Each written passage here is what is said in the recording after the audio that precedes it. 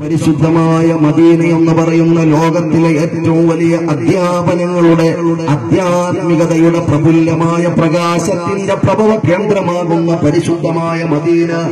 ആ മദീനയുടെ പാഠശാല പരിചയമില്ലാത്ത ഏതെങ്കിലും ചരിത്രകാരന്മാരുണ്ടോ?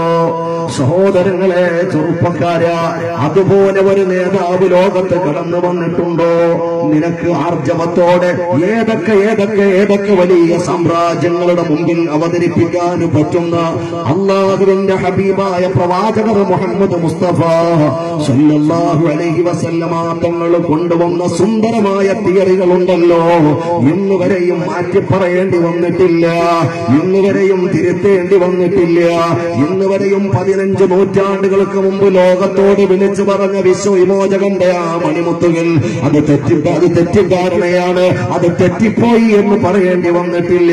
കളവ് പറഞ്ഞിട്ടില്ല എന്ന് മാത്രമല്ല, കളവിനോട് ലാഞ്ചനയുള്ള ഒരു വാക്കുപോലും പറയാൻ നാവ് ഉയർത്തിയിട്ടില്ലാത്ത ഹബീബ് മുഹമ്മദ് മുസ്തഫ സല്ലല്ലാഹു അലൈഹി വസല്ലമ തങ്ങള്. സഹോദരങ്ങളെ, ചെറുപ്പക്കാരാ, ശ്രദ്ധിക്കണേ. 15 നൂറ്റാണ്ട് മുമ്പ് മഹാനായ അബ്ദുല്ലാഹി ഇബ്നു ഉമർ റളിയല്ലാഹു തആല അൻഹു പറയുകയാണ്, അല്ലാഹുവിന്റെ ഹബീബായ പ്രവാചകൻ എന്റെ 2 ചുമരിലും പിടിക്കുകയാ. എന്തിനാ ചെറുപ്പക്കാരാ ഞാൻ ഈ ഹദീസ് കൊണ്ടുവരുന്നത്? എന്തിനാ പ്രിയപ്പെട്ട പെങ്ങളെ ഞാൻ ഈ ഹദീസ് കൊണ്ടുവരുന്നത്?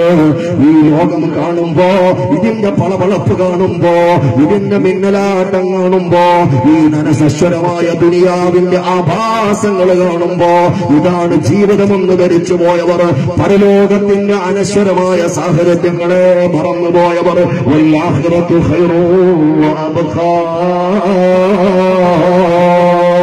അനന്തമായ പരലോകത്തിന്റെ അതിവിശിഷ്ടമായ ജീവിതത്തിന്റെ വാതായനങ്ങളെ മറന്നുപോയവർ.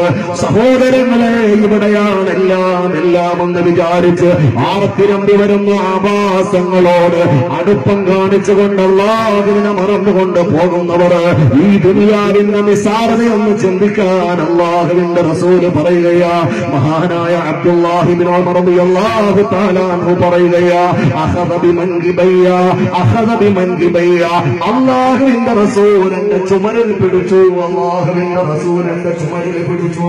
എന്റെ 2 തോളിലും കൈവച്ചുകൊണ്ട് അല്ലാഹുവിന്റെ റസൂൽ പറയുകയാ, ഓ അബ്ദുല്ലാഹ്,